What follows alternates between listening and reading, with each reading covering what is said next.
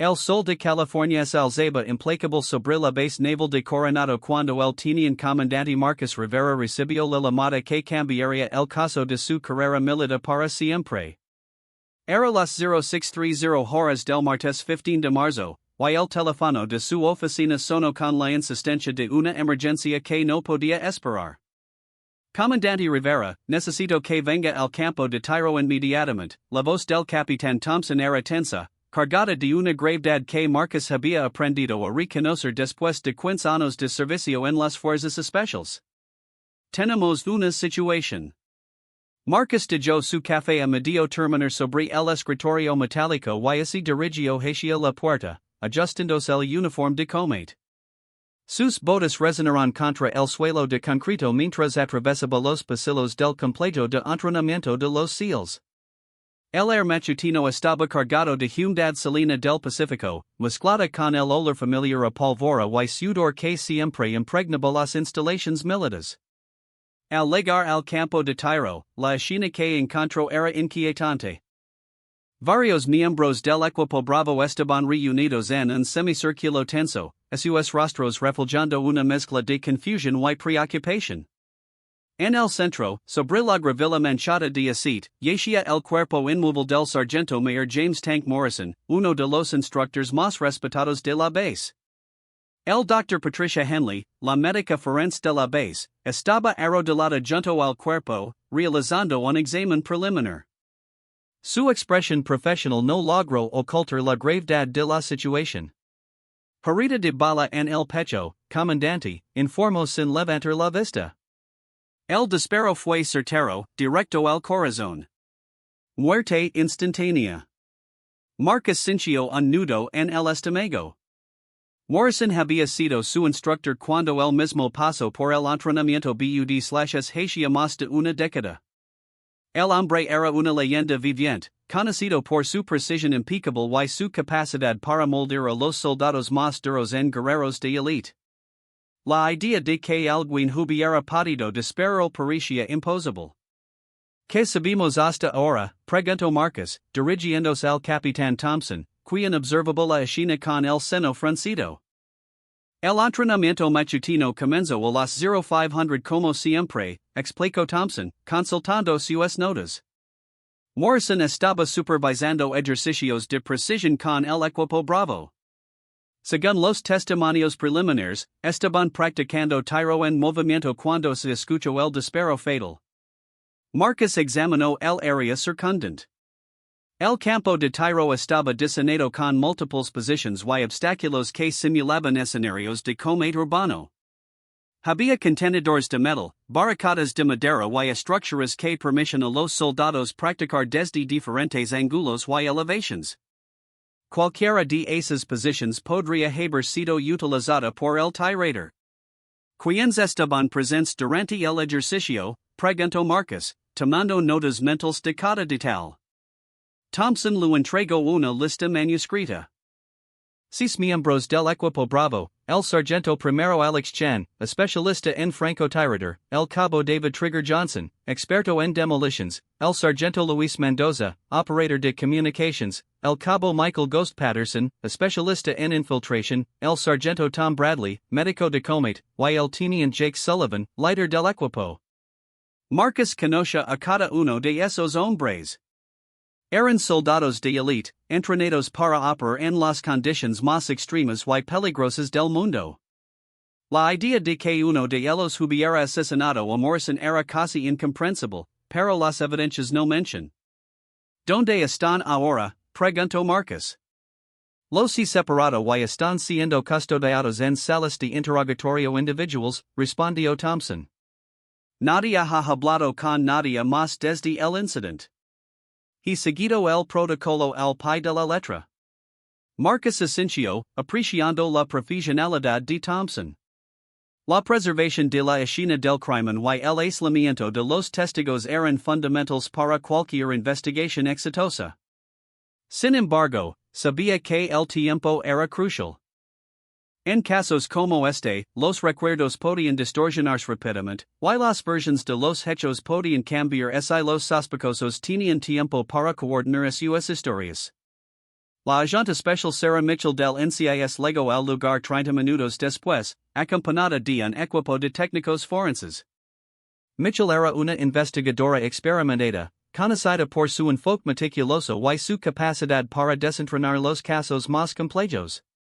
Su cabello rubio estaba recogido en una coleta práctica, y sus ojos azules examinaron la escena con la intensidad de un depredador estudiando a su presa. Comandante Rivera, saludó Mitchell con un apretón de manos firme. He revisado los informes preliminares en el camino. Este caso presenta varios desafíos únicos. ¿A qué se refiere? Preguntó Marcus, aunque sospechaba la respuesta. Estamos hablando de 6 soldados de élite, todos entrenados para matar con precisión y mantener la calma bajo presión extrema, explicó Mitchell mientras examinaba el cuerpo. Cualquiera de ellos tenía la habilidad para realizar este disparo, y todos saben exactamente cómo mantener sus historias coherentes durante un interrogatorio. Marcus observó cómo los técnicos forenses documentaban cada centímetro de la escena. Fotografías, mediciones, recolección de evidencias balísticas. Todo se hacía con la precisión quirúrgica que caracterizaba las investigaciones militares de alto perfil. Hay algo más, continuó Mitchell, bajando la voz. He estado revisando los expedientes de Morrison. El hombre tenía algunos enemigos dentro de la cadena de mando. ¿Qué tipo de enemigos? Preguntó Marcus, sorprendido por esta revelación. Mitchell consultó su tablet. Morrison había estado reportando irregularidades en algunos entrenamientos recientes. Sospechaba que ciertos miembros del personal estaban violando protocolos de seguridad, posiblemente para acelerar las certificaciones. También había expresado preocupación sobre el uso no autorizado de munición real durante ejercicios que deberían haberse realizado con balas de salva. Esta información arrojaba una nueva luz sobre el caso. Morrison era conocido por su integridad inflexible y su adherencia estricta a las regulaciones. Si había descubierto algún tipo de corrupción o negligencia, definitivamente habría tomado medidas para reportarlo, sin importar las consecuencias políticas. ¿Tenía Morrison planes de presentar un report formal? Preguntó Marcus. Según su asistente, había programado una reunión con el almirante Henderson para esta tarde, respondió Mitchell. Aparentemente, tenía documentos que respaldaban sus acusaciones. Marcus sintió que el caso se volvía más complejo por momentos. Ya no se trataba simplemente de un accidente de entrenamiento o incluso de un crimen pasional. Si Morrison había estado investigando corrupción dentro de la base, su asesinato podría haber sido un acto premeditado para silenciarlo. Necesitamos encontrar esos documentos, dijo Marcus. Y necesitamos comenzar los interrogatorios inmediatamente. Mitchell asintió. Ya tengo a mi equipo revisando la oficina y el cuarto de Morrison. Mientras tanto, sugiero que comencemos con el líder del equipo, el teniente Sullivan. Como oficial al mando durante el ejercicio, él debería tener la visión más completa de lo que realmente ocurrió. Mientras ese dirigían hacia las salas de interrogatorio, Marcus no podía dejar de pensar en las implicaciones de este caso. Los SEALs eran la élite de la élite, soldados en quienes la nación depositaba su confianza para las misiones más críticas. Si uno de ellos era capaz de asesinar a sangre fría a un compañero, ¿qué decía eso sobre el programa de entrenamiento y selección? ¿Qué decía sobre la cultura militar que él había dedicado su vida a servir? El pasillo hacia las salas de interrogatorio parecía más largo de lo usual. Cada paso resonaba con el peso de las decisiones que tendrían que tomar en las próximas horas. La verdad estaba allí, esperando ser descubierta, pero Marcus sabía que desentrañarla requeriría toda su experiencia y habilidad. La primera sala de interrogatorio era espartana, una mesa metálica, dos sillas, y una cámara de videomoneda en la esquina superior. El teniente Jake Sullivan estaba sentado con la espalda recta, sus manos calmadamente entrelazadas sobre la mesa. A sus 28 años, Sullivan ya había completado 3 despliegues en Afganistán y uno en Irak. Su expedient estaba limpio, sin una sola marca negativa. Teniente Sullivan, saludo Marcus mientras tomaba asiento frente al soldado. Mitchell se posicionó de pie, cerca de la pared, observando cada gesto y expresión. Comandante, respondió Sullivan con voz firme. Sus ojos verdes encontraron los de Marcus directamente, sin vacilación ni signos de nerviosismo aparente. Cuéntame exactamente qué ocurrió esta mañana durante el entrenamiento, comenzó Marcus, activando la grabadora digital. Sullivan tomó una respiración medida antes de responder. Comenzamos el ejercicio a las 0500 horas como estaba programado. El sargento Morrison nos había asignado un escenario de combate urbano, con múltiples objetivos y obstáculos móviles. Cada miembro del equipo tenía una posición asignada y objetivos específicos que eliminar. ¿Cuál era su posición durante el ejercicio? Preguntó Mitchell. Yo estaba en la torre de observación, coordinando el movimiento del equipo y manteniendo comunicación con Morrison, explicó Sullivan. Mi arma estaba descargada, ya que mi función era puramente de supervisión y comunicación. Marcus tomó nota de este detalle. Si Sullivan estaba diciendo la verdad, él podría haber tenido la mejor vista de todo lo que ocurrió durante el ejercicio. ¿Notó algo inusual en el comportamiento de algún miembro de su equipo esta mañana? Preguntó Marcus. Sullivan pasó por un momento, como si estuviera considerando cuidadosamente su respuesta. ¿Quién parecía más tenso de lo usual?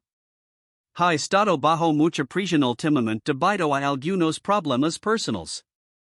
Su divorcio se finalizó la semana pasada, y ha estado lidiando con problemas de custodia de sus hijos. Esta era información nueva para Marcus. Los problemas personales podían afectar significativamente el desempeño y el estado mental de un soldado, especialmente uno que manejaba armas de alta precisión regularmente. ¿Quién tenía algún conflicto conocido con Morrison? Preguntó Mitchell. No que yo sepa, respondió Sullivan. Morrison era duro con todos, pero siempre justo. ¿Quién lo respetaba, como todos nosotros? Marcus continuó con las preguntas, tratando de construir una línea temporal precisa de los eventos. Según Sullivan, el ejercicio había procedido normalmente durante los primeros 40 minutos.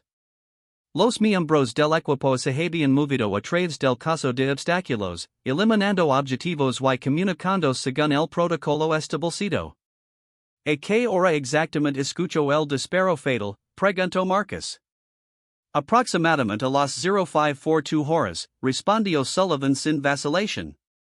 Yo estaba coordinando el movimiento de Patterson hacia el objetivo final cuando escuché el disparo. Era diferente a los otros disparos del ejercicio. Diferente como, preguntó Mitchell, inclinándose hacia adelante con inters. Sullivan frunció el seno, como se tratara de recordar exactamente qué había hecho que ese disparo se distinguiera. Más fuerte, más seco. Los disparos de entrenamiento con munición de salva tienen un sonido característico, pero este sonó como munición real. Esta observación era crucial. Si Sullivan estaba en lo correcto, significaba que alguien había cambiado deliberadamente munición de salva por balas reales, convirtiendo el accidente en un acto premeditado de asesinato. Que hizo inmediatamente después de escuchar el disparo, continuó Marcus. Orden alto el fuego inmediatamente y intenta establecer comunicación con Morrison por radio, explicó Sullivan. Cuando no respondió, vaya de la torre y me dirigí hacia su última posición conocida. Los demás miembros del equipo convergieron desde sus posiciones también. ¿Quién llegó primero al cuerpo de Morrison? Preguntó Mitchell. Bradley, nuestro médico de combate, respondió Sullivan. Él estaba más cerca cuando ocurrió el disparo. Para cuando yo llegué, Bradley ya estaba verificando los signos vitales y tratando de estabilizar a Morrison, aunque era obvio que era demasiado tarde. Marcus hizo una pausa en el interrogatorio, procesando la información que había obtenido hasta ahora. La versión de Sullivan parecía consistente y detallada, pero había elementos que requerían verificación. La diferencia en el sonido del disparo era particularmente preocupante, ya que sugería premeditación. Teniente, había notado algún comportamiento inusual de Morrison en los días o semanas previos al incidente, preguntó Marcus. Sullivan consideró la pregunta cuidadosamente. Ahora que lo menciona, Morrison había estado más reservado últimamente. Parecía preocupado por algo, pero cuando le pregunté si todo estaba bien, me dijo que solo eran asuntos administrativos. Mencionó algo sobre irregularidades en los entrenamientos o problemas con otros miembros del personal, preguntó Mitchell. No directamente, respondió Sullivan. Pero había estado revisando más expedientes de lo usual y haciendo preguntas sobre procedimientos de munición y protocolos de seguridad. Pensé que tal vez estaba preparando un nuevo programa de entrenamiento o algo así.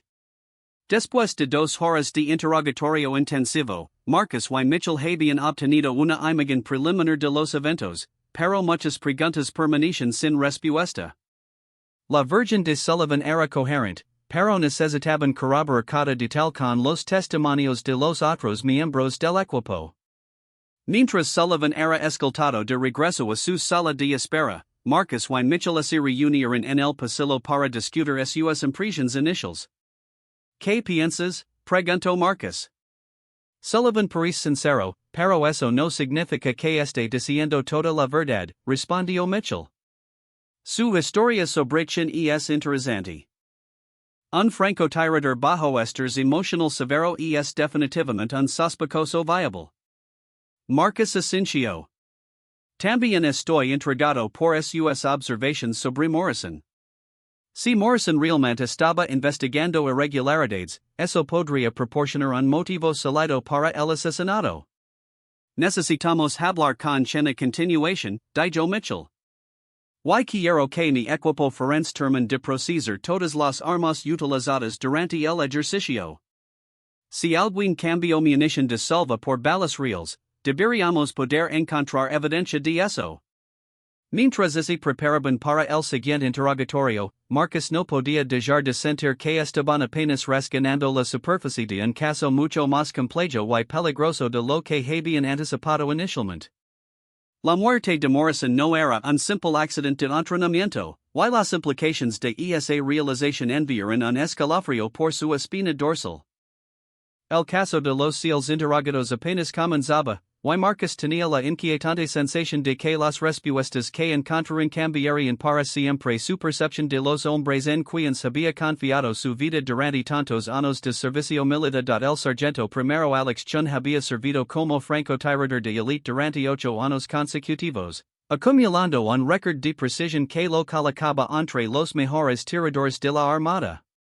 Sin embargo, cuando Marcus y Mitchell entraron a la sala de interrogatorio número 2, encontraron a un hombre visiblemente diferente al soldado legendario que conocen por reputación. Quién estaba sentado con los hombres ligeramente quedados, sus ojos oscuros fijos en sus manos entrelazadas sobre la mesa metálica.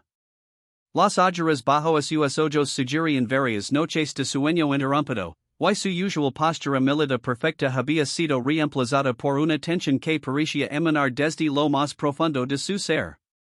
Sargento Chen, comenzó Marcus, tomando asiento frente al soldado.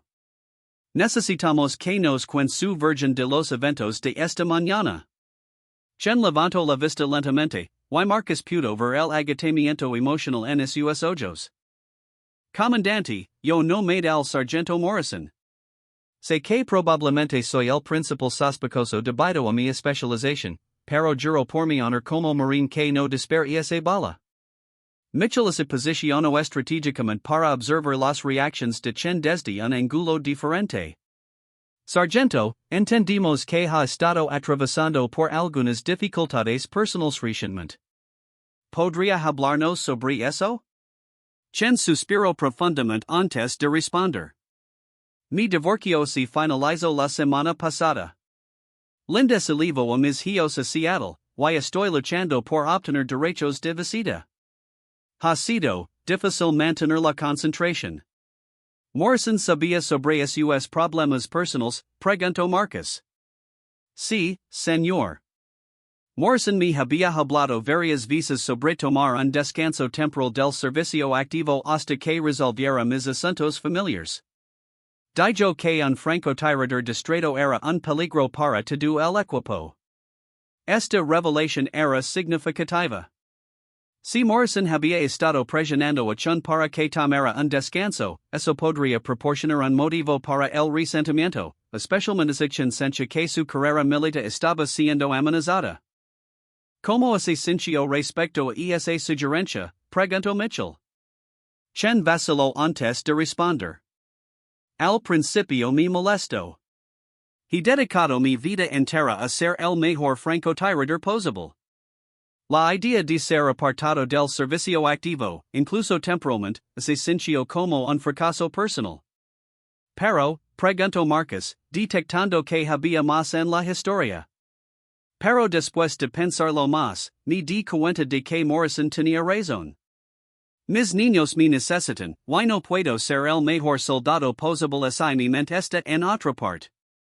Había decidido solicitar formalmente un permiso de ausencia después del entrenamiento de esta mañana. Marcus intercambió una mirada con Mitchell. Si Chen estaba diciendo la verdad, Morrison no era un obstáculo para sus planes familiares, sino que realmente lo estaba ayudando a tomar la decisión correcta. Describanos exactamente qué estaba haciendo durante el ejercicio matutino, continuó Marcus. Chen se erguió ligeramente, cayendo automáticamente en el modo de reposo militar. Estaba posicionado en el búnker este, aproximadamente a 150 metros de la posición de supervisión de Morrison. Mi objetivo era proporcionar cobertura de francotirador para el equipo mientras avanzaban a través del caso de obstáculos. ¿Qué tipo de munición tenía asignada? Preguntó Mitchell. Munición de entrenamiento estándar, balas de salva marcadas con tinta azul para identificación, respondió Chen sin vacilación. Revise personalmente mi equipo durante la inspección pre-ejercicio como siempre lo hago. ¿Quién más tuvo acceso a su arma durante la preparación del ejercicio? Preguntó Marcus. Chen frunció el seno, concentrándose en recordar cada detalle. Nadie tocó mi rifle directamente. Pero todas las armas fueron almacenadas en el armario la noche anterior. El cabo Johnson y yo fuimos los últimos en salir del área de armas por la noche. Esta información era crucial. Si las armas habían estado almacenadas en el armario durante la noche, cualquier persona con acceso podría haber intercambiado munición de salva por balas reales. Johnson hizo algo unusual durante la revisión de armas de anoche, preguntó Mitchell. No que yo notara, respondió Chen. Pero debo admitir que estaba distraído. Había recibido una llamada de mi abogado sobre el caso de custodia justo antes de la revisión. Marcus hizo una nota mental para verificar los registros telefónicos de Chen. ¿A qué hora exactamente ocurrió el disparo fatal según su percepción? Aproximadamente a las 0542, como ya dijo Sullivan, respondió Chen. Yo estaba rastreando el movimiento de Patterson a través de mi mira cuando escuché el disparo. Inmediatamente reconocí que no era munición de salva. ¿Cómo pudo estar tan seguro? Preguntó Mitchell. Chen la miró directamente. Agent Mitchell, he disparado más de 50,000 balas en mi carrera. Puedo distinguir entre diferentes tipos de munición con los ojos cerrados. Ese disparo definitivamente fue con munición real, y sonó como si hubiera venido de una posición elevada. Una posición elevada, preguntó Marcus, inclinándose hacia adelante con interés. Sí, señor. El eco y la reverberación sugerían que el tirador estaba en una posición más alta que el nivel del suelo. Posiblemente en una de las torres de observación o en el techo de uno de los contenedores. Esta observación era extremadamente valiosa. Chen, con su experiencia como francotirador, podría proporcionar información balística que otros testigos no podrían detectar. Durante el ejercicio, observó algún comportamiento inusual de parte de algún miembro del equipo, preguntó Marcus. Chen consideró la pregunta cuidadosamente. Patterson parecía más agresivo de lo usual. Normalmente es muy meticuloso y calculado en sus movimientos, pero esta mañana parecía estar tomando riesgos innecesarios, exponiéndose más de lo que el ejercicio requería. Patterson tenía algún conflicto conocido con Morrison, preguntó Mitchell. No directamente, respondió Chun lentamente. Pero Morrison había estado crítico del estilo de operación de Patterson recientemente. Dijo que Patterson estaba desarrollando malos hábitos que podrían ser peligrosos en combate real. Mientras el interrogatorio continuaba, Marcus comenzó a formar una imagen más compleja de las dinámicas interpersonales dentro del equipo. Quién parecía sincero y su dolor por sus problemas familiares era genuino, pero había elementos de su historia que requerían verificación adicional. Sargento Chen, Morrison la había mencionado algo sobre irregularidades en los entrenamientos o problemas administrativos, preguntó Marcus. Chen asintió lentamente. Ahora que lo menciona, Morrison me había preguntado varias veces sobre discrepancias en los inventarios de munición. Aparentemente, había más munición real siendo utilizada de la que estaba documentada en los reports oficiales. Esta revelación confirmaba las sospechas que Mitchell había expresado anteriormente sobre la investigación de Morrison. Lo dijo Morrison que planeaba hacer con esa información, preguntó Mitchell. Mencionó que tenía que limpiar la casa y que algunos cambios importantes estaban por venir, respondió Chen. No entré en detalles, pero parecía estar preparándose para confrontar a alguien en una posición de autoridad. Después de 3 horas de interrogatorio intensivo, Marcus y Mitchell habían obtenido información valiosa de Chen, pero también habían generado nuevas preguntas. La historia de Chen era consistente con la de Sullivan en los puntos principales, pero había discrepancias menores que requerían investigación adicional. Mientras Chen era escoltado de regreso a su sala de espera, Marcus y Mitchell se reunieron nuevamente en el pasillo. Chen definitivamente está ocultando algo, observó Mitchell. Su lenguaje corporal sugiere que hay detalles que no nos está contando. Estoy de acuerdo, respondió Marcus. Pero no creo que sea el tirador. Su conocimiento balístico es demasiado sofisticado. Si él hubiera querido matar a Morrison, habría encontrado una forma mucho más sutil de hacerlo. Entonces, ¿quién sigue en nuestra lista?, preguntó Mitchell. Patterson, respondió Marcus sin vacilación. Tanto Sullivan como Chen mencionaron comportamiento inusual de su parte. Si realmente estaba en una posición elevada durante el ejercicio, eso coincide con las observaciones balísticas de Chen. Antes de continuar con los interrogatorios, Mitchell recibió una llamada de su equipo forense. Comandante, dijo después de terminar la llamada, tenemos resultados preliminares del análisis balístico. ¿Qué encontrarán?, preguntó Marcus. La bala que mató a Morrison fue disparada desde un rifle M4 estándar, no desde el rifle de francotirador de Chen, explicó Mitchell. Además, encontrarán residuos de pólvora en una de las armas que sugieren que fue disparada más recientemente que las otras. ¿De quién era esa arma?, preguntó Marcus, aunque sospechaba la respuesta. Michael Patterson, respondió Mitchell. Hay algo más. Encontramos munición real escondida en su taquilla personal, mezclada con balas de salva de una manera que sugiere intercambio intencional. Marcus sintió que los países del rompecabezas comenzaban a encajar, pero sabía que necesitaban más evidencia antes de poder hacer una acusación formal. Patterson había emergido como el principal sospechoso, pero aún necesitaban establecer un motivo claro y obtener una confesión o evidencia adicional que confirmara su culpabilidad. Necesitamos interrogar a Patterson inmediatamente, dijo Marcus. Pero primero, quiero escuchar qué tienen que decir los otros miembros del equipo. Si Patterson es realmente el asesino, es posible que algunos de ellos hayan observado comportamiento sospechoso que no reportaron inicialmente. El cabo David Trigger Johnson fue el siguiente en ser interrogado. Johnson era el especialista en demoliciones del equipo, un hombre de 32 años conocido por su precisión técnica y su personalidad generalmente tranquila. Sin embargo, cuando entró a la sala de interrogatorio, Marcus notó inmediatamente que Johnson parecía más nervioso que los interrogados anteriores. Cabo Johnson, comenzó Marcus, necesitamos su versión completa de los eventos de esta mañana. Johnson se aclaró la garganta antes de responder. Comandante, estaba posicionado en el área de demolición simuladas, preparando cargas de entrenamiento para los objetivos finales del ejercicio.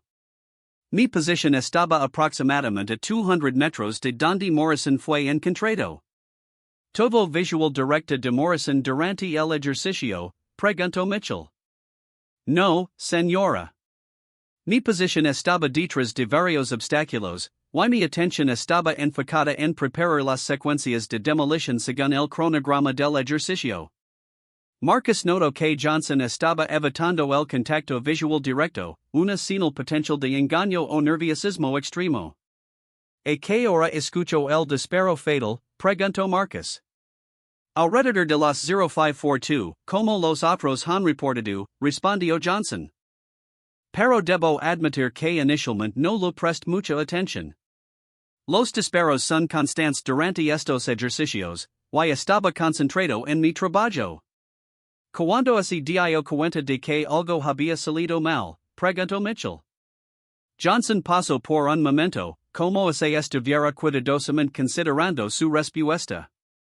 Cuando Sullivan ordenó alto al fuego por radio. Eso fue inusual, ya que aún quedaban 10 minutos en el ejercicio programado. ¿Había notado algún comportamiento inusual de parte de Patterson esta mañana? Preguntó Marcus, decidiendo ir directo al punto. Johnson se tensó visiblemente ante la pregunta. Patterson, bueno, él había estado más calado de lo usual en los últimos días. Pero no pensé que fuera algo significativo. Más calado como, presionó Mitchell. Normalmente Patterson es muy comunicativo, siempre haciendo bromas y manteniendo alta la moral del equipo, explicó Johnson. Pero recientemente había estado más aislado, pasando tiempo solo revisando equipos y mapas. Marcus hizo una nota de esta observación. ¿Patterson le había mencionado algún problema personal o profesional? No directamente, respondió Johnson lentamente. Pero la semana pasada lo escuché hablando por teléfono con alguien, y parecía estar discutiendo sobre dinero. Mencionó algo sobre deudas y la necesidad de encontrar ingresos adicionales. Esta era información nueva y potencialmente crucial. Los problemas financieros podrían proporcionar un motivo para comportamiento desesperado, especialmente si Patterson había estado involucrado en algún tipo de actividad ilegal que Morrison había descubierto. ¿Sabe Johnson si Patterson tenía acceso al armario anoche? Preguntó Mitchell. Johnson vaciló antes de responder. Sí, Patterson tenía el turno de seguridad nocturna en el área de armas. Y es una rotación regular que todos compartimos. Marcus sintió que otra pieza importante del rompecabezas había quedado en su lugar. Patterson había tenido la oportunidad perfecta para intercambiar munición de salva por balas reales sin ser detectado. Observó a Patterson haciendo algo inusual durante la preparación de armas de anoche, preguntó Marcus. No estuve presente durante todo su turno, respondió Johnson. Pero cuando llegué esta mañana temprano para la preparación del ejercicio, note que algunas de las cajas de munición habían sido movidas de su posición usual. Después del interrogatorio de Johnson, Marcus y Mitchell tenían una imagen mucho más clara de los eventos. Patterson había tenido tanto la oportunidad como aparentemente el motivo para cometer el asesinato. Sin embargo, aún necesitaban confrontarlo directamente y obtener evidencia adicional para construir un caso sólido. Mientras se preparaban para el interrogatorio más crucial del día, Marcus no podía dejar de reflexionar sobre cómo una investigación de corrupción relativamente menor había escalado hasta convertirse en asesinato. Morrison había estado haciendo su trabajo, tratando de mantener la integridad y seguridad del programa de entrenamiento, y había pagado con su vida por esa dedicación al deber.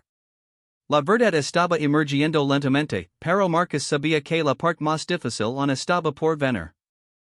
Confrontar a Patterson requeriría toda su experiencia en interrogatorios, y el resultado determinaría no solo el destino del asesino, sino también la confianza futura en la integridad del programa de entrenamiento de los SEALs. El cabo Michael Ghost Patterson había ganado su apodo por su habilidad extraordinaria para moverse sin ser detectado, una destreza que lo había convertido en uno de los especialistas en infiltración más respetados de la unidad.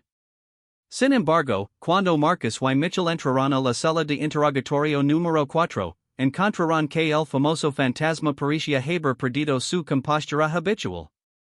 Patterson estaba sentado rígidamente en la silla metálica, sus manos firmemente plantadas sobre la mesa.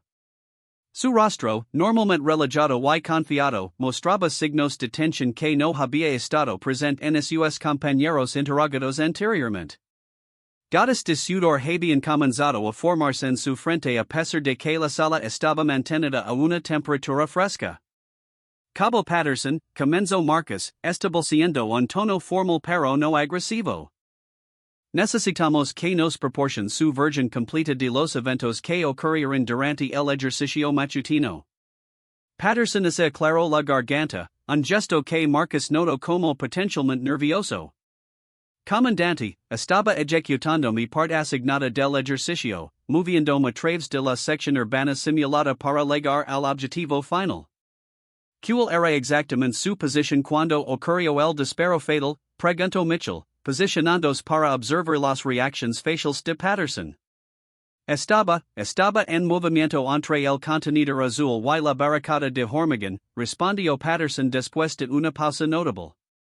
La secuencia del ejercicio requería que me moviera de cobertura en cobertura para evitar la detección simulada. Marcus notó que Patterson estaba proporcionando menos detalles específicos que los interrogados anteriores, una táctica común cuando alguien está tratando de ocultar información o evitar inconsistencias en su historia. ¿A qué hora exactamente escuchó el disparo? Preguntó Marcus. Como todos los demás han reportado, aproximadamente a las 0542, respondió Patterson. Pero debo ser honesto, comandante. Durante esos ejercicios intensivos, la percepción del tiempo puede distorsionarse. Mitchell intercambió una mirada significativa con Marcus. Patterson era el primer interrogado que había expresado incertidumbre sobre la línea temporal, lo cual podría ser una estrategia para crear duda razonable sobre su ubicación exacta en el momento del disparo. ¿Qué hizo inmediatamente después de escuchar el disparo? Preguntó Mitchell. Patterson vaciló antes de responder. Continuo moviéndome hacia mi objetivo asignado. En un ejercicio de combate real, un soldado no se detiene por cada sonido que escucha. Fue solo cuando Sullivan ordenó alto al fuego que me di cuenta de que algo había salido mal. ¿Cuánto tiempo pasó entre el disparo y la orden de alto al fuego? Preguntó Marcus. Tal vez 2 o 3 minutos, respondió Patterson. Durante ese tiempo, complete mi movimiento hacia el objetivo final y estaba preparándome para la fase de extracción. Marcus hizo una nota mental de verificar esta línea temporal con los otros testimonios. Si Patterson estaba mintiendo sobre sus movimientos, las inconsistencias podrían ser detectadas mediante el análisis de las posiciones reportadas por otros miembros del equipo. Cabo Patterson, varios de sus compañeros han mencionado que ha estado más reservado últimamente. ¿Hay algún problema personal que esté afectando su desempeño? Preguntó Mitchell. Patterson se tensó visiblemente ante esta pregunta. No veo como mis asuntos personales son relevantes para esta investigación, agente Mitchell. Todo es relevante cuando estamos investigando un asesinato, respondió Marcus firmemente. Necesitamos entender el estado mental y las motivaciones de todos los presentes durante el ejercicio. Patterson suspiró profundamente antes de responder. He estado lidiando con algunos problemas financieros. Inversiones que salieron mal, deudas que se acumularon. Pero eso no tiene nada que ver con Morrison. ¿Qué tipo de deudas? Prisionó Mitchell. Préstamos estudiantiles, tarjetas de crédito, una hipoteca que está bajo el agua, explicó Patterson, su voz mostrando frustración. Cometí algunos errores financieros cuando era más joven, y ahora estoy pagando las consecuencias. Marcus notó que Patterson había proporcionado solo información general, evitando detalles específicos que podrían ser verificados o investigados más profundamente. Había buscado formas de generar ingresos adicionales, preguntó Marcus. Patterson pasó por un momento más largo esta vez. Había considerado algunas oportunidades de trabajo de seguridad privada para cuando saliera del servicio. Pero nada inmediato. Morrison sabía sobre esos problemas financieros, preguntó Mitchell. No directamente, respondió Patterson. Morrison no era del tipo de persona con la que uno discutiera problemas personales. Era muy profesional en sus relations con los subordinados. Marcus decidió cambiar de táctica, introduciendo información que habían obtenido de interrogatorios anteriores. Tenemos testimonios que sugieren que Morrison había estado investigando irregularidades en el uso de munición. ¿Sabía usted algo sobre eso? Patterson se erguió defensivamente. No sé nada sobre ninguna investigación. Morrison nunca me mencionó problemas con munición o protocolos. ¿Usted tuvo turno de seguridad en el armario anoche? Preguntó Mitchell directamente. Sí, respondió Patterson después de una pausa notable. Y es parte de las responsabilidades rotativas del equipo. ¿Notó algo inusual durante su turno? Preguntó Marcus. Todo parecía normal, respondió Patterson, pero su lenguaje corporal sugería lo contrario. Sus manos habían comenzado a moverse nerviosamente, y estaba evitando el contacto visual directo. Mitchell decidió presentar la evidencia física que habían obtenido. Cabo Patterson, nuestro equipo forense encontró munición real en su taquilla personal, mezclada con balas de salva. ¿Cómo explica eso? El color se drenó del rostro de Patterson. Por varios segundos, permaneció en silencio, claramente luchando con cómo responder a esta revelación. Eso debe ser un error. Yo no pondría munición real en mi taquilla personal. ¿Está sugiriendo que alguien más puso esa munición allí? Preguntó Marcus. No lo sé, respondió Patterson, su voz ahora mostrando signos claros de esters. Tal vez hubo algún error en la distribución de munición. Mitchell continuó presionando. También tenemos evidencia balística que sugiere que el arma que mató a Morrison fue disparada desde una posición elevada, consistent con su ubicación reportada durante el ejercicio. Patterson se quedó en silencio por un momento prolongado. Marcus podía ver que estaba calculando sus options, tratando de determinar cuánta información tenían realmente los investigadores. Quiero hablar con un abogado, dijo finalmente Patterson. Marcus y Mitchell intercambiaron miradas. La solicitud de representación legal era el derecho de Patterson, pero también sugería que tenía algo significativo que ocultar. Por supuesto, respondió Marcus. Pero antes de que terminemos, ¿hay algo más que quiera decirnos sobre los eventos de esta mañana? Patterson consideró la pregunta cuidadosamente. Solo que Morrison era un buen hombre y un excelente instructor. Quien quiera que lo haya matado, espero que paguen por lo que hicieron. Después de que Patterson fuera escoltado fuera de la sala de interrogatorio, Marcus y Mitchell se reunieron para evaluar lo que habían aprendido. Definitivamente está ocultando algo, observó Mitchell. Su historia es menos detallada que las de los otros, y su reacción a la evidencia física sugiere culpabilidad. Estoy de acuerdo, respondió Marcus. Pero aún necesitamos más evidencia antes de poder hacer una acusación formal. Su solicitud de un abogado nos va a complicar las cosas. Antes de que pudieran continuar su discusión, el teléfono de Mitchell sonó. Era su equipo forense con resultados adicionales del análisis de evidencia. que encontraron, preguntó Marcus después de que Mitchell terminara la llamada. Huellas dactilares de Patterson en cartuchos de munición real que fueron encontrados en el área del armero, explicó Mitchell. También encontraron residuos de pólvora en su uniforme que son consistentes con haber disparado munición real recientemente. Marcus sintió que el caso se estaba solidificando, pero sabía que necesitaban establecer un motivo claro. Los problemas financieros de Patterson proporcionaban una base, pero necesitaban conectar esos problemas directamente con Morrison. Necesitamos revisar los documentos que Morrison había preparado para su reunión con el almirante Henderson, dijo Marcus.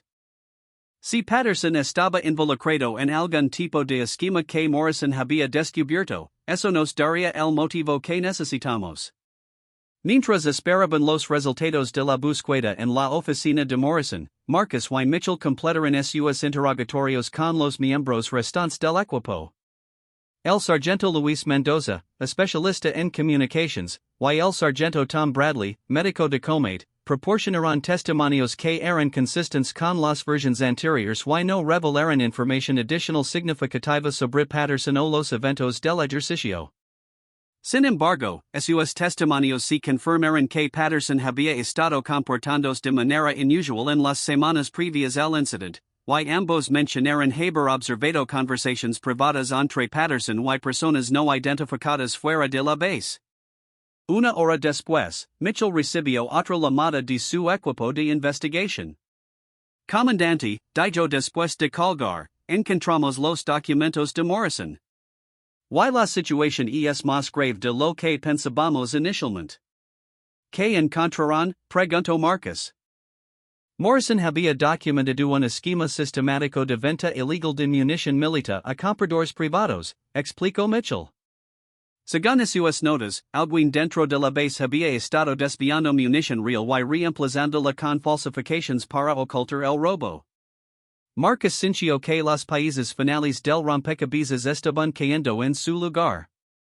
¿Patterson está implicado directamente en los documentos? No por nombre, respondió Mitchell.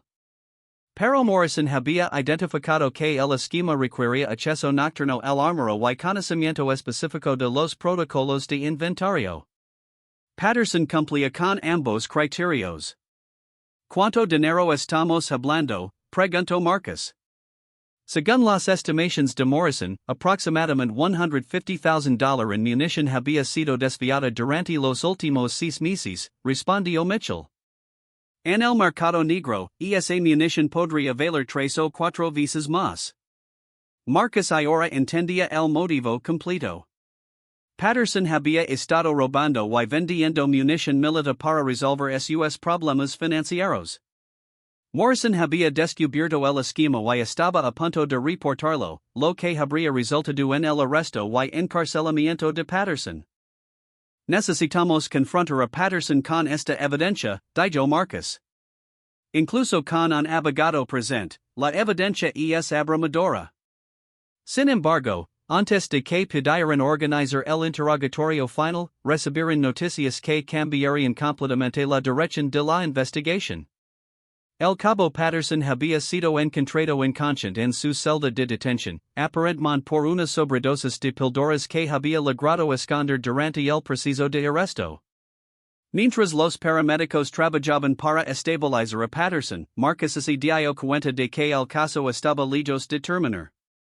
La confesión que habían esperado obtener ahora podría nunca materializarse, y había preguntas sin responder sobre el alcance completo del esquema de corrupción que Morrison había descubierto. La investigación de los seals interrogados había tomado un giro dramático, y Marcus sabía que las ramificaciones de este caso se extenderían mucho más allá de un simple asesinato en un campo de entrenamiento militar. El Hospital Naval de San Diego es el zaba imponen contra el cielo nocturno cuando Marcus Rivera recibió la llamada que confirmaba sus peores temores. El cabo Michael Patterson había despertado después de 8 horas en cuidados intensivos, pero su condición mental había deteriorado significativamente. Los médicos informaron que estaba experimentando episodios de paranoia aguda y había comenzado a hacer declaraciones incoherentes sobre conspiraciones dentro de la base naval. Comandante, la voz del Dr. Sara Martínez Sanaba Canzeda a través del teléfono, Patterson está consciente, pero su estado mental es extremadamente inestable. Sigue insistiendo en que hay más personas involucradas en el esquema de munición y que su vida está en peligro. Marcus consultó su reloj, las 0230 horas del miércoles. Habían pasado más de 20 horas desde el asesinato de Morrison, y el caso había tomado giros que nadie había anticipado. ¿Está en condición de ser interrogado? Medicament sí, respondió el Dr. Martínez. Pero cualquier declaración que haga podría ser cuestionada legalmente debido a su estado mental actual. Su abogado está en camino y ha aconsejado que no hasta que leg. Mientras Marcus se dirigía al hospital, no podía dejar de reflexionar sobre la complejidad del caso que había surgido a partir de lo que inicialmente parecía ser un accidente de entrenamiento. La investigación de Morrison sobre irregularidades de munición había expuesto un esquema de corrupción que aparentemente se extendía más allá de un solo soldado desesperado por resolver sus problemas financieros. La agente Michelia estaba en el hospital cuando Marcus llegó, revisando documentos adicionales que su equipo había encontrado durante una búsqueda más exhaustiva de las pertenencias de Patterson. ¿Qué más descubrieron? Preguntó Marcus mientras caminaban hacia la unidad de cuidados intensivos. Cuentas bancarias offshore, comunicaciones encriptadas con compradores no identificados, y lo más importante, evidencia de que Patterson no estaba trabajando solo, explicó Mitchell. Encontramos registros de transferencias financieras que sugieren al menos dos cómplices adicionales dentro de la base. Marcus se detuvo abruptamente. ¿Cómplices dentro de la base? ¿Tenemos identifications? Eso es lo problemático, respondió Mitchell. Los registros están codificados, y Patterson usó seudónimos para todas las comunicaciones. Sin su cooperación, podría tomarnos semanas o meses identificar a los otros involucrados. Cuando llegaron a la habitación de Patterson, encontraron a un hombre transformado por el estrés y la culpabilidad. El soldado que una vez había sido conocido por su compostura inquebrantable ahora parecía frágil y aterrorizado. Sus ojos se movían constantemente, como se esperara que alguien apareciera para silenciarlo permanentemente. Cabo Patterson, comenzó Marcus suavemente, tratando de establecer un ambiente menos confrontacional que durante el interrogatorio anterior. Entendimos que ha estado bajo una presión tremenda. Estamos aquí para ayudarlo, pero necesitamos que nos ayude también. Patterson miró a Marcus con ojos vidriosos. Comandante, usted no entiende. Morrison no era el único que sabía. Hay otros que también están en peligro. Mitchell se acercó a la cama de hospital. ¿A qué otros se refiere, Cabo? El esquema era más grande de lo que ustedes piensan, murmuró Patterson, su voz apenas audible. No era solo munición. Equipos de comunicación, dispositivos de navegación, incluso información clasificada sobre misiones. Marcus sintió un escalofrío. Si Patterson estaba diciendo la verdad, estaban lidiando con una operación de espionaje y venta de secretos militares, no simplemente con el robo de munición. ¿Quiénes más estaban involucrados? Preguntó Marcus urgentemente. Patterson cerró los ojos, como si estuviera luchando internamente con la decisión de cooperar. Necesito garantías. Protección para mi familia. Los otros no dudaron en matarme si descubren que estoy hablando. Antes de que Marcus pudiera responder, la puerta de la habitación se abrió y entró el teniente coronel James Harrison, el oficial de inteligencia militar de la base.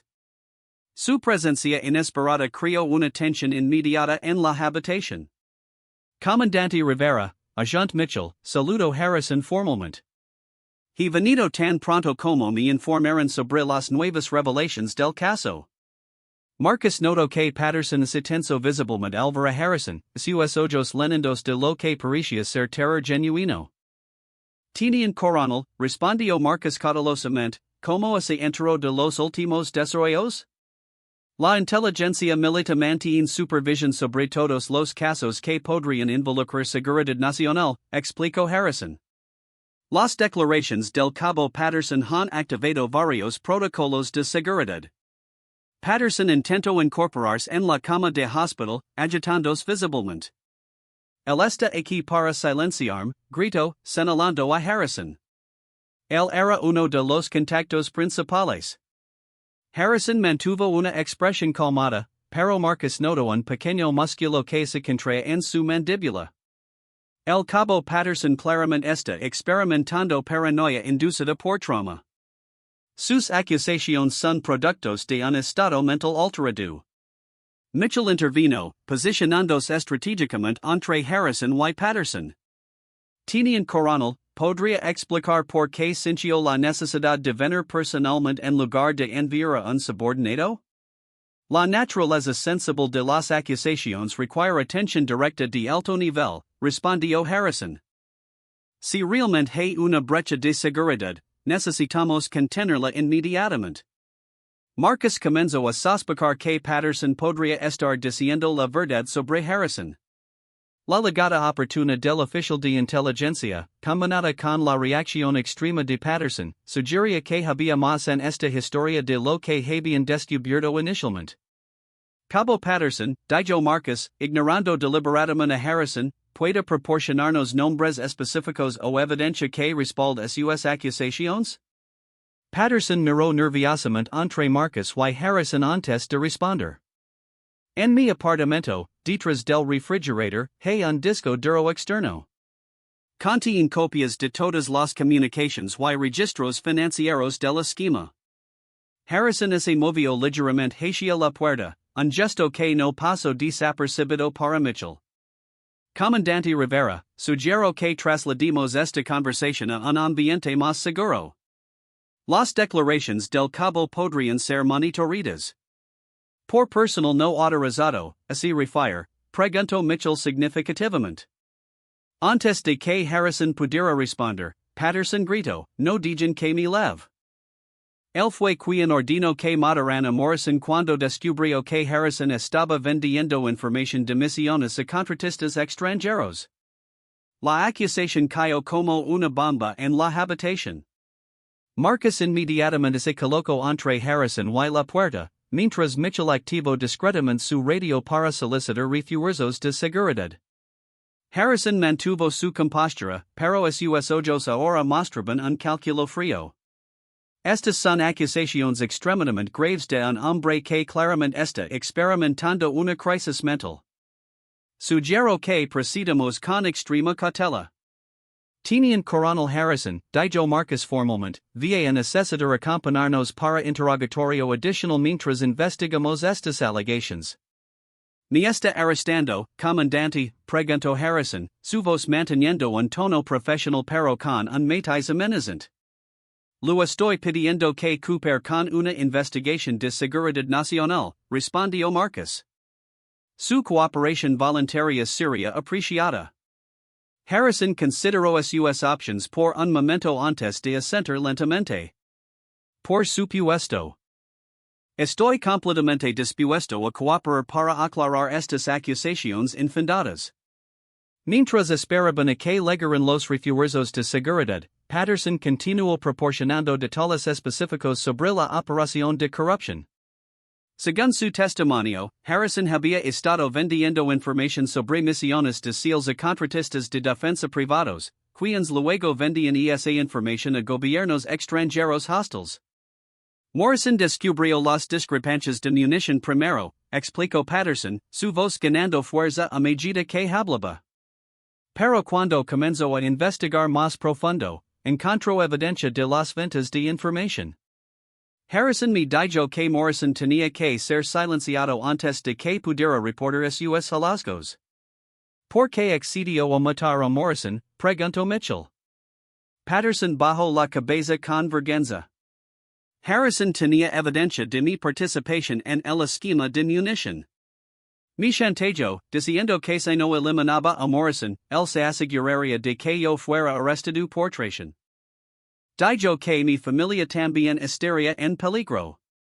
Marcus sintió una mezcla de satisfacción por finalmente obtener la verdad completa y horror por las implicaciones de lo que habían descubierto.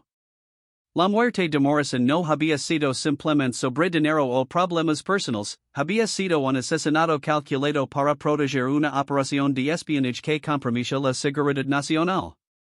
Cuando los refuerzos de seguridad llegaron, Harrison fue arrestado formalmente y escoltado a una instalación de detención segura. La búsqueda de su oficina y residencia reveló evidencia adicional que confirmó las acusaciones de Patterson, incluyendo comunicaciones encriptadas con agentes extranjeros y registros de pagos por información clasificada.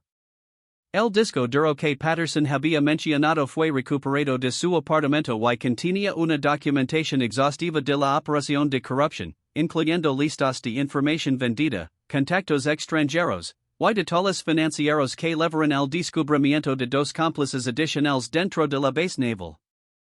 En los días siguientes, la investigación se expandió para incluir una revisión completa de la seguridad de la base y una auditoría de todos los casos en los que Harrison había tenido acceso a información clasificada.